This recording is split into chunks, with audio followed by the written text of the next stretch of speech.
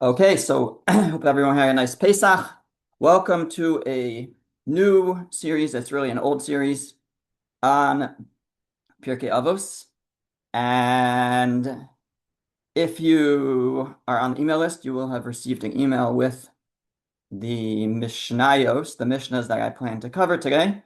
And you may have noticed that they begin in the middle of the fourth chapter with chapter 4, Mishnah 6. And you might be wondering why we're starting from chapter 4, Mishnah 6. And if you're really investigative, you might say, well, today's English date is 4/15. 4/15 equals 4/6. No, it doesn't have anything to do with that. It actually has to do with that's where we left off because we have been learning Pirkei Avos for a few years now in the summers, and this is where we're up to. So that's where we're going to begin from chapter 4, Mishnah 6. And as we've done in the past, we will be learning Pirkei Avos primarily with the commentary of the Midrash Shmuel, Rav Shmuel di Uzida. Rav Shmuel di Uzida was a 16th century Rosh Yeshiva and Kabbalist living in the city of Tzfat, kind of in the heyday of Tzfat, where you had Rav Yosef Karo, the author of the Shulchan Aruch, and the Arizal, and many other greats. Would have been quite an experience to be there at that time. Um, and Rav Shmuel Diuzida was also one of the greats of that time, and he wrote a number of different works, but this one is his most famous, the Midrash Shmuel on Pirkei Avos. And um, and as you'll see, he quotes other earlier commentaries as well as gives his own explanations, and he is always a very careful reader of the Mishnah and discovers different ways that the words can be interpreted or read and where you put the emphasis, etc. So I've really enjoyed learning the Midrash Shmuel on Pirkei Avos, and that's how we will approach this. Now, before we begin, I just want to mention that the timing of learning Pirkei Avos now is not random. This is the time of year that there is a custom to learn Pirkei Avos. In particular, there's a custom to learn Pirkei Avos on Shabbos afternoon, and there's a cycle of one chapter per week, which is why now is the time that you see different Pirkei Avos classes popping up. But what is the reason for that? Why do we learn Pirkei Avos this time of year after Pesach and before Shavuos? Between Pesach and Shavuos is the time where there is this custom, some extending into the summer too. And this question is asked by the Midrash Shmuel in his introduction to the Sefer. And he brings a number of different answers, but I think we'll just mention two. One of them is that he found written, he says it's not his own answer, but it's a very logical answer. So what is Pirkei Avos about? Let's just take a step back. What is Pirkei Avos about? So I would say Pirkei Avos is primarily about two things. One is it's a guide for midos, for character traits, for improving our character. But in truth, a very great deal of Pirkei Avos deals with how we should relate to the Torah. And that's really all the learning all the missions that we're going to do today are really about how we should relate to the Torah with the proper respect, etc. And therefore, it's fitting to be learning Pirkei Avos leading up to Shavuos, which is the time of Matan Torah, where we celebrate receiving the Torah from Hashem. And we want to come to Shavuos with the right outlook and the right perspective and appreciate what it is that we have. And Pirkei Avos helps prepare us for that because Pirkei Avos talks about how we should relate to the Torah. So that's one reason why it's learned at this time.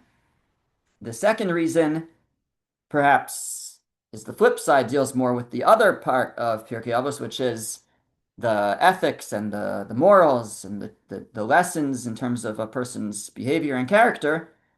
And the Midrash Shmuel says that he thinks that the reason why we learn Pirkei Avos in this time of year, it's actually kind of interesting because I just mentioned there's two different parts to Pirkei Avos, two different emphases, but in truth, also this time period of the year also has two different aspects to it.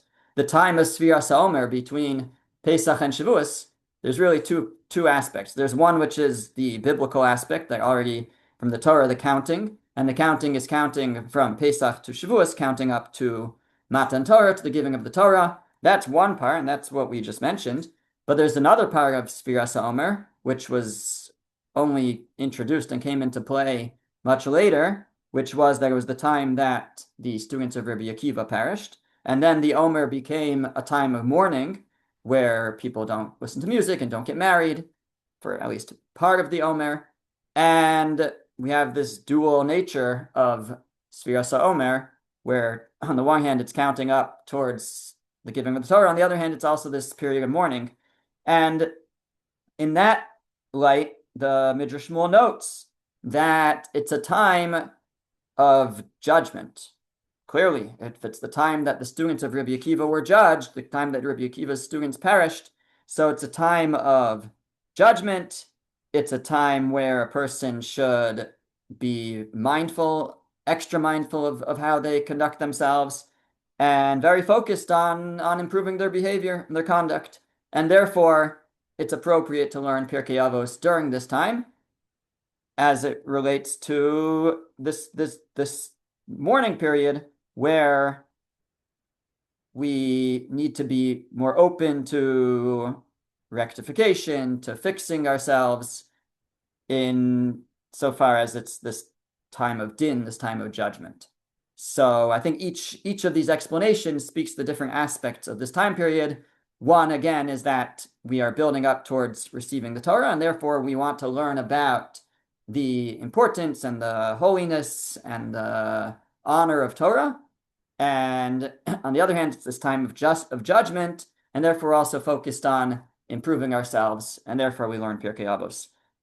The two ideas actually are intertwined in a certain sense. The idea of building up towards receiving the Torah and the idea of this being a time of judgment and the time that the students of Rabbi Akiva perished. The Gemara tells us that all the students of Rabbi Akiva perished during this time period between Pesach and Shavuos. And it's not random. Why was this the time period that they perished? So the Gemara tells us the reason they perished was lo nagu kavod zeh bazeh. They didn't treat each other with proper honor, which is astounding because these were great Torah scholars and they didn't treat each other with proper honor.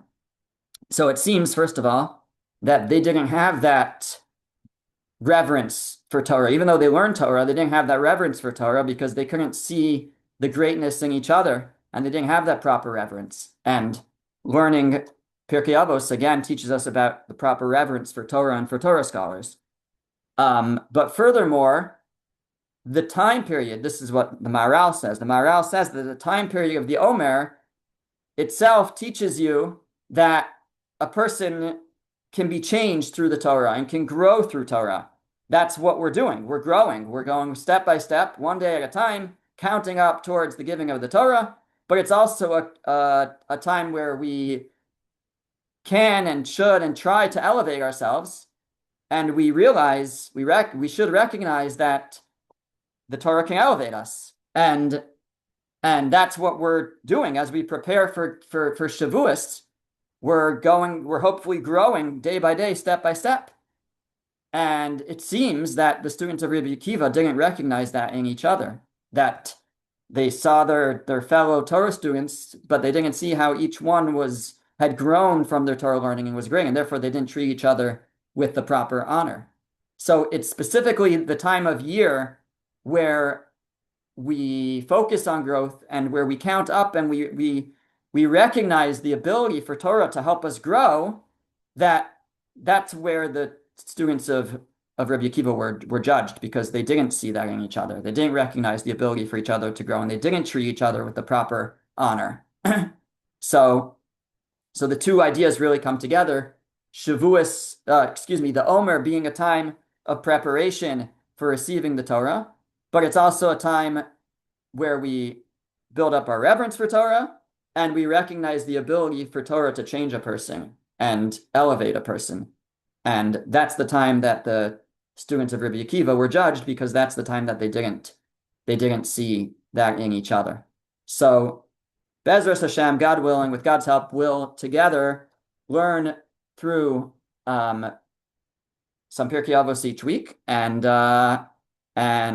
we'll see as we go, which, with the focus of the Mishnas that we do with the fourth chapter here, it's at least the ones we're going to do today are more focused on the one's approach to Torah study and approach to Torah itself.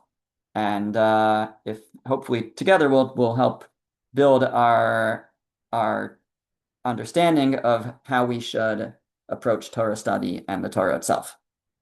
Okay, so with that, we will begin, and we are beginning chapter 4, Mishnah 6. I should also note that different versions of Pirkei Avos divide up the Mishnahs differently. So when I say Mishnah 6, if you're using your own book, it might be Mishnah 4 or something, because it depends how they combine them. It's definitely chapter 4, but they different versions divide them up differently. So Mishnah 6 begins, Rabbi Yishmael bino Omer. Rabbi Yishmael, his son, says, and this is going back on a previous Mishnah, which I don't actually have in front of me, so I don't recall who was the previous Mishnah, but if you look in the previous Mishnah, you'll see Rabbi Yishmael bino Omer. Rabbi Yishmael says, Halomed Torah al menas lelamed. One who learns Torah in order to teach Torah, maspiking biyado lilmod lelamed. There, in this translation that I gave, it's granted to him to study and to teach. So even though they're learning to teach, they accomplish both learning and teaching. V'halomed al menas lasos, but one who learns with the intention to act, to do, to take their learning into their life, into action, maspikim biyado lilmod ulilamed lishmor v'lasos. So then they're provided not only the ability to do, but to learn, to teach, to guard, v'lasos, and to do. So we have in the Mishnah two descriptions of people: a person who learns in order to teach, a person who learns in order to do, to act. Is the person who's learning in order to teach not also learning in order to act, or are they learning for both? Who are we talking about here, and what's the difference? So the Midrash Shmuel says we're definitely not talking about someone who's not learning to act at all. Somebody who learns Torah without any intention to implement their learning in action is what he calls, he says, it's a Russia. That person is among the wicked. If you have, it's just intellectual pursuit. You have no intention of changing, of modifying, of improving. So that's not even who the Mishnah is describing here. The Mishnah is talking about someone who's learning to teach primarily. That's their main goal, is to learn in order to be able to just teach others. That's what they consider the ikar, the main thing, but not for the right reasons. Now they'll implement. They're going to do the mitzvos that they learn about. They're going to try to implement the lessons that they learn about, but their main focus is in order to teach. Why? Shelo lishma, not for the right purposes, not because they want to spread Torah, but because they want to bring themselves honor. If they can gain many students, so then everybody will revere them, will respect them. So it's not lishma, it's not for the right purposes. It's not for the sake of God. It's not for the sake of God's Torah. It's really for their own honor. Despite that, the Mishnah says Hashem will help them, God will help them accomplish and achieve accomplishing in their learning, and they'll be able to teach, because we don't frown on that necessarily. Somebody who learns in order to bring themselves honor. because we say mitoch shelo lishma ba lishma. They start out doing it for the wrong reasons, but a person learns Torah for the wrong reasons, the Torah will influence them and they'll end up doing it for the right reasons. So now it seems that he's making a distinction between someone who has no intent to implement at all, who just is like just interested in this. They study Torah as a pure interest. So with no intention to implement, that is a different category. But somebody who they want to implement, they'll act, they'll do the mitzvahs based on what they learned, but that's not their main focus. Their main focus is to bring honor to themselves. So such a person, the Mishnah is saying, okay, it's not ideal, it's not the right reasons, but mitoch shelo lishma ba lishma, you start off for the wrong reasons, and hopefully you'll begin to learn Torah for the right reasons, for the sake of Hashem, for the sake of His Torah. That's the first level. One who learns in order to teach, to bring themselves honor, it's okay. They'll be granted the ability to learn and to teach. But a much better approach is the second approach, halomed amanas lasos, one who learns in order to act, one who learns not just to explore intellectually, not in order to bring themselves honor, but to know how to live their life, to know what to do and how to do it. That's the proper approach to learning. And then God will grant them the ability to learn and to teach and lishmar velasos, to guard and to do. Those are actually two sides. Lishmar, to guard, is often associated with the negative commandments, to guard themselves from transgressing negative commandments, and lasos, and to do the positive commandments. And that's the proper approach, and that's the higher approach. So the Mishnah is telling us about two different levels. And it's an important reminder, really, for how we should approach our Torah study. Because I think often we learn because it's enjoyable, which is good. It should be enjoyable. And it's interesting. And it's not that we are not looking to implement. We are looking to implement and to improve ourselves and to improve our actions. But I think sometimes that gets a little bit lost. Like often we'll hear a nice Dvar Torah, a nice thought, and we'll say, oh, that was so beautiful, right? And it was so beautiful, such a nice thought. But then we forget about it because we enjoyed it and we move on. But what we really should be doing is that's so beautiful. Now let me pause and think, how can it impact the way that I live? How can it change what I do today? How can it change what I do tomorrow? And sometimes that gets lost in the experience in the wonderful and enjoyable and sweet experience of learning Torah is lasos. So we need to constantly remind ourselves that the highest form of learning is lomed almanas lasos, is learning in order to act, to implement, and to constantly be asking ourselves, what could I do better? What could I do differently? So that's the first lesson here.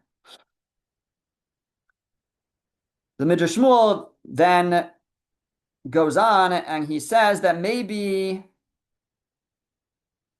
we're really, both parts of the Mishnah are talking about somebody who's learning for the right purposes. They're learning lishma. They're learning for the right reasons.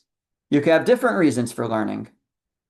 And in a certain sense, the Mishnah leaves out another type of learner. There's a person who learns for the sake of learning, not to teach. So there's really three levels.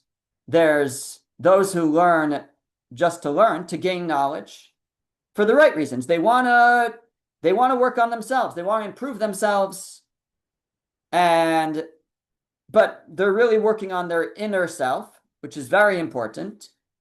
But they're not really thinking about implementing. And actually they view going out and doing mitzvos as a distraction from working on my inner thoughts and my inner belief and my inner knowledge. So a person learns for the sake of learning and says, I'll leave acts of chesed to other people, acts of kindness to other people. And I'm very focused on my learning. That's one level. That's not even mentioned in the Mishnah. It's lishma. It's for the right reasons, and it's something, but it's lacking. Then there's the second level, which the Mishnah does mention, a person who learns in order to teach. And not for honor. They want to spread Torah, a beautiful thing. So they're not learning just for themselves. They're also learning in order to teach. It's not just about working on myself, but I also want to be able to share it. And that's perhaps a higher level. That is a higher level, he says, than the one who's just learning just for themselves. They have an interest in influencing and in impacting others. So such a person, that the Mishnah says, Hashem will grant them, Hashem will assist them, that they should be able to accomplish lilmod ulalamed. But that person also thinks that if I'm out and about and involving myself in community needs and community projects and lasos, if I'm involved in doing, then it will take away from my learning and my teaching. And so I'll leave that for others. But the third level, the Mishnah says, on that level, though, actually, the middle level, person who's learning to teach, the person who's learning just for themselves, they might say, I can't teach. If I teach, it will take away from my ability to learn myself. It will take away time. It will take away the level that I like to be studying at. I have to, take it down a notch and learn less in depth. But the Mishnah says, don't worry. If you learn to teach, you'll get lilmod ulalamed. You'll get your learning and you'll get your teaching. The Mishnah assures us. And part of that is because when you teach, number one, you learn from your students as well. And number two, you learn something better when you prepare it to teach it. You learn it better. But then the third level and the highest level is lomed al manas lasos, to learn in order to put it into action. And the Mishnah is telling us a person shouldn't think that if they're learning and then implementing, it's going to take away from their learning and their teaching. And the Mishnah says, no, if a person learns in order to act, they'll have it all. They'll have their learning, they'll gain their knowledge, they'll be able to teach, and at the same time, they'll also be able to act on it. And again, that's the highest level. The highest level is to act. Excuse me, Rabbi? Yes. But it appears in the world now, whether in this country or in Israel, there's more of an emphasis of learning for the sake of learning or learning for the sake of teaching, but not learning to implement in action what is being learned. And why is that? That is a good question. So obviously, every different communities are different, and different institutions are different. But there's different types of implementation also. Implementing could be implementing the halacha properly, inculcating and living a Torah lifestyle. That's also implementation. So many who are learning, they are doing it lasos in order to know how to conduct themselves. But you're right. There is another perspective, I think, which is Torah lishma, learning Torah for the sake of Torah and not to teach. And they do have to they do have to square that approach with this Mishnah. I don't know offhand how they do. I think that it's addressed and that there is a way, but the Midrash Shmuel, I think it seems to align himself with the approach of person should be learning in order to be able to share it and in order to go out and act on it. So I don't really have a good answer, but I think it is something. It's a very good question, but I think there is an answer. There is an approach, and and there's different ways that people approach this. But I mean, my personal upbringing and really what I then, do as a profession as teaching has always been, and this is really my parents also, the way I grew up was, to be able to help to learn in order to teach in order to spread Torah. So so my upbringing is definitely in line with the way the Midrash Shmuel is approaching this. Okay, thank you. Um, the Midrash Shmuel has another, I think, very fascinating understanding of this Mishnah, which is that um, the Mishnah says, "How lomed Torah al manas lilamed," one who learns Torah in order to teach. So the simple understanding is, I think, 99 out of 100 people would read these words and say it means a person sits down to learn in order to then be able to teach. You learn, you prepare what you're learning, you prepare something, and then you teach it. But this is where the Midrash Shmuel is so fascinating because he has another way you can learn this. He says maybe what it means is the following type of situation.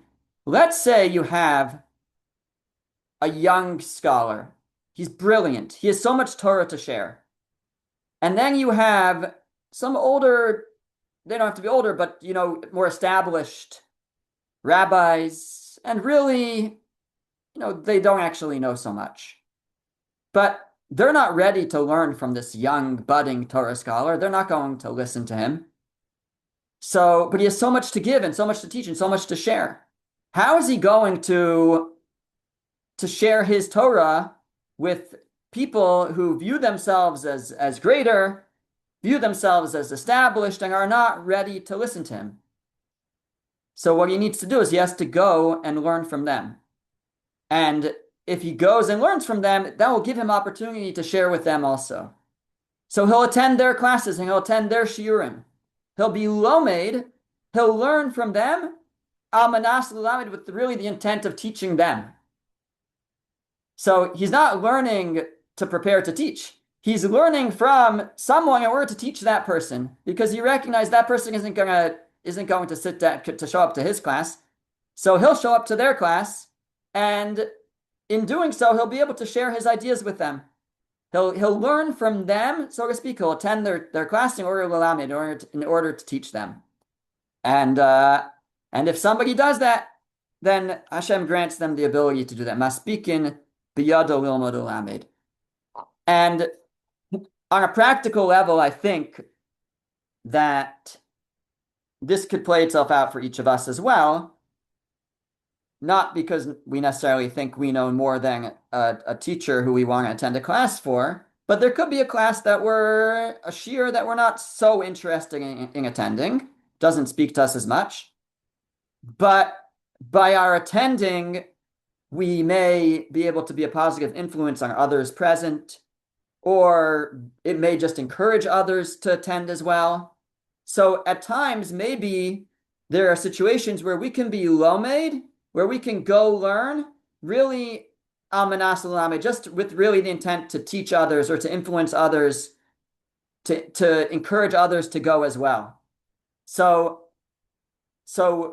a situation like that where it's a class that we don't necessarily find so much interest in, but we know that by our going, we'll either be able to positively influence others who are there or positively encourage others to attend. And so in that case, we'll be lomed, we'll be going to learn, not really for the learning itself, because it doesn't interest us or it's not on our level or whatever it is, but it's al manas lilamed, it's with the intent to teach, it's with the intention of elevating others. And that could be a real situation that we find ourselves in. And in that case, it says Hashem grants us the ability to accomplish that.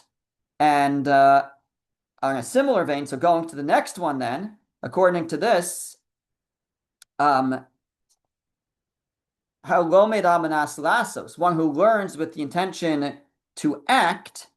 So that could mean, let's say there's somebody who's a teacher, a rabbi, a rebbitzin, whatever it is. They don't have the best classes. They don't have the best Torah to share. But sometimes a person could be an incredible person, incredible personality, a person whose conduct and actions are incredible. And we may not be taken by their teaching so much in what they have to say, but what they have to do, the way that they act, the way they conduct themselves, that we want to learn from. So sometimes a person will be lomed, will learn from somebody, not because they want to get the knowledge from the person, but amanas lasos, to learn the actions of the person. And if a person does that, and they, let's say, attend a shir, they attend a class of somebody like that, so then the Mishnah assures us that you'll also gain in Torah. You'll be lilmod ulelamed lishmor velasos. You'll learn, and you'll learn to teach, and you'll learn how to conduct yourself as well. And Hashem will grant that such a person who does that, both the knowledge of that they're seeking, as well as the conduct that they're seeking to improve. So here the Midrash Shmuel again has an incredibly novel way to learn this Mishnah. Both steps here. Halomed almanas lilamed, one who learns with the intent to teach, means somebody who goes to learn not with the intent to learn from the teacher, because they really have more to give the teacher than the teacher has to give them, but that's the way that they can give, either the teacher or others in the class. So they're lomed almanas lamed, they go to learn in order to be able to teach. Now, I don't suggest trying to take over a class from a teacher. That's not not a good idea, but there are ways that we can contribute.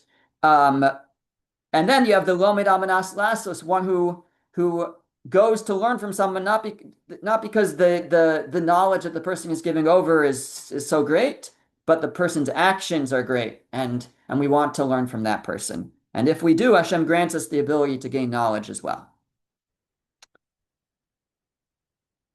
Okay, one more thought, and that is that going again to the one who's teaching, who's learning almanas lasos with the intention to act.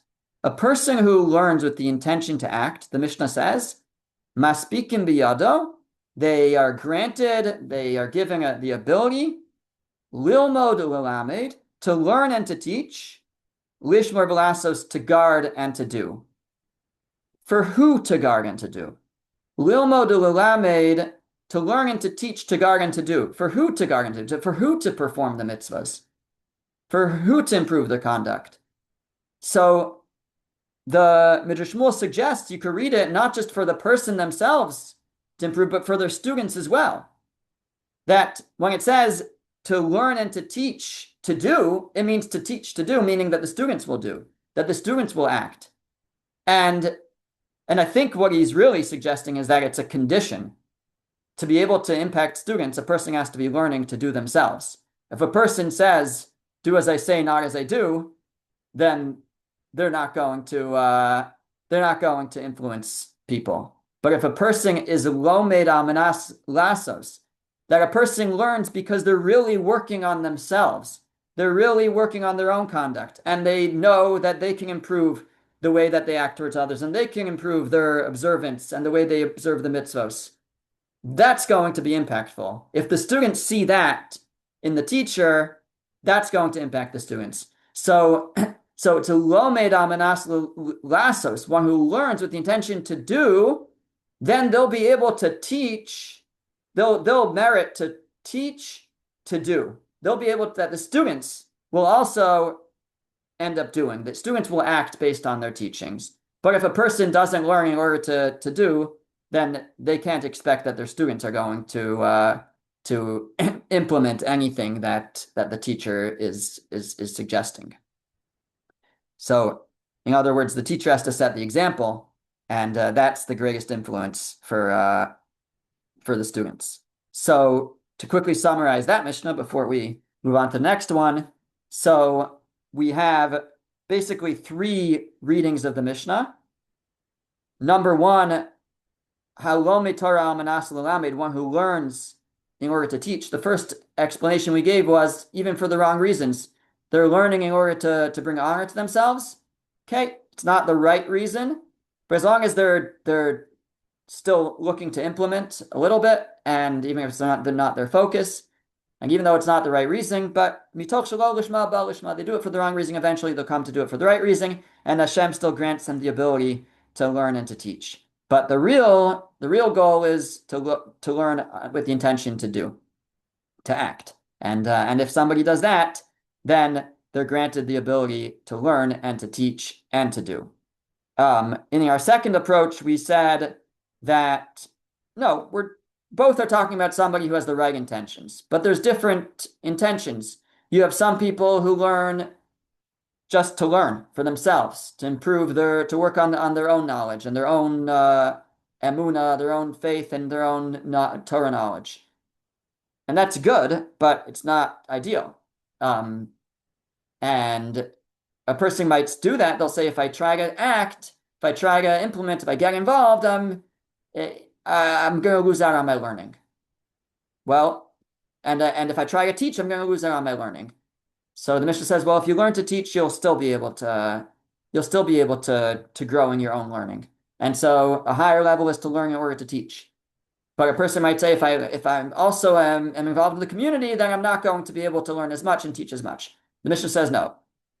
If you learn in order to act and to implement your learning in acts of kindness, etc., then you'll be granted all the levels. You'll be able to both grow in your Torah knowledge, be able to teach others, and be able to act on it in the community.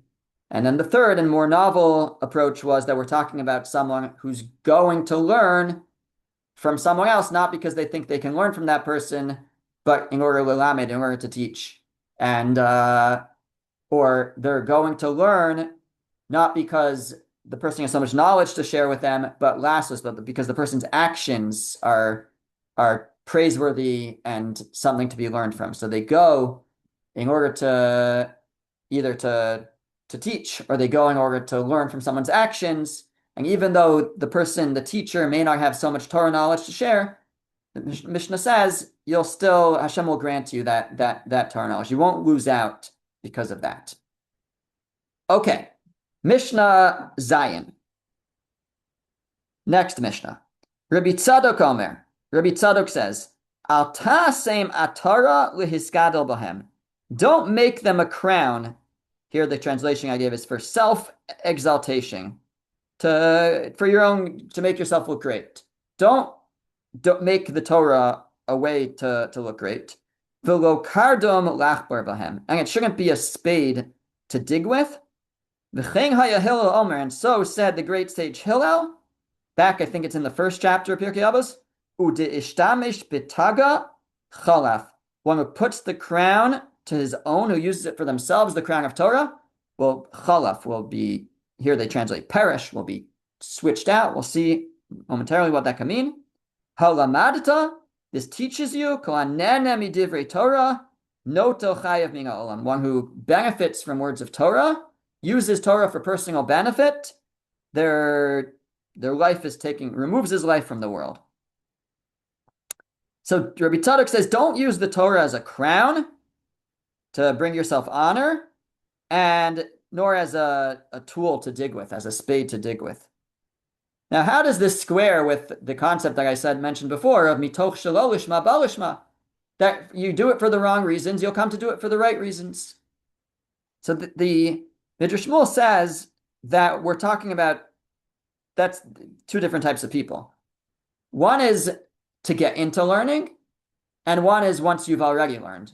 In order to encourage a person to learn, we say mitoch shelo lishma ba lishma. Bribe them with candy. Okay, I'm not so into candy. Bribe them with rewards, and or with honor. If that's what it takes to get somebody to start learning, okay, mitoch shelo lishma ba lishma, they'll start for the wrong reasons, and from that they'll grow and begin to do it for the right reasons. This Mishnah is talking about somebody who already has the Torah knowledge. They learned already. It's a Torah scholar. Whether they learned for the right reasons or the wrong reasons at the beginning, it doesn't really seem to make a difference. Today, this person is an honored Torah scholar. For them to start using that to just try to draw honor to themselves and to, as a spade to dig with, we'll have to see what that can mean, but as a tool to gain for personal gain, that's what the Mishnah is decrying as wrong. And um, a person has students, right? A person has an honored Torah scholar. They might start to try to use their students for their own personal benefit, to gain from them financially or in other ways. So that's the Mishnah's warning. Don't do that. And and and right, don't use them to achieve honor. Don't use them to achieve financial gain. And the Mishnah says, if you do, Hillel says, if you use the crown, chalaf. The word chalaf literally means you've traded. And what that means suggests, the Midrash Shmuel, is that you'll be trading this world for the next world. If you use, a person learns Torah, they have so much waiting for them in the next world. If you then use that to achieve financial gain or honor in this world, you've just traded all that potential spiritual gain in the next world for a little money in this world. Deshtamish b'taga chalaf. If you use the crown in this world, then you've exchanged it. And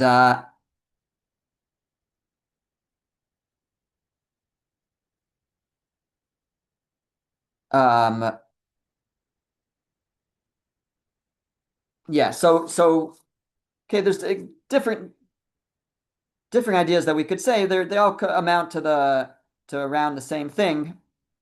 In terms of using the Torah as a tool. But what this really brings us to is a very, I guess, difficult question of balance, which a person in a Torah position, a rabbi or a Rosh Yeshiva, Harav Yeshiva, a Rebbe, something that's has to be balanced. And it's a difficult question of how to balance it, which is personal honor and the honor of Torah. Because we want people to revere the Torah. And a Torah scholar is a representation of Torah. And on the other hand, the person isn't supposed to be chasing after honor. So when should a person in who's a Torah scholar say, well, they're according me honor, I don't want any honor, I should turn it down. And when do we say they're according me honor, but it's not my honor, it's just the honor of the Torah, and the Torah should be respected and revered. And I think it's a difficult balance, and it's going to lead us into the next Mishnah, which we're going to save for next time. But the next Mishnah talks about being mechabed es Torah, that honoring the Torah, and we have to try to see if we can sort this out a bit. Is when should a person be willing to accept honor and say it's not my honor, it's the honor of the Torah, and when should they try to run from it? So it's I think a difficult question, and hopefully we'll try to get a little bit of insight next time. Bezras Hashem, thank you for joining. Thank you, Rabbi Shabbos. Thank you, Rabbi.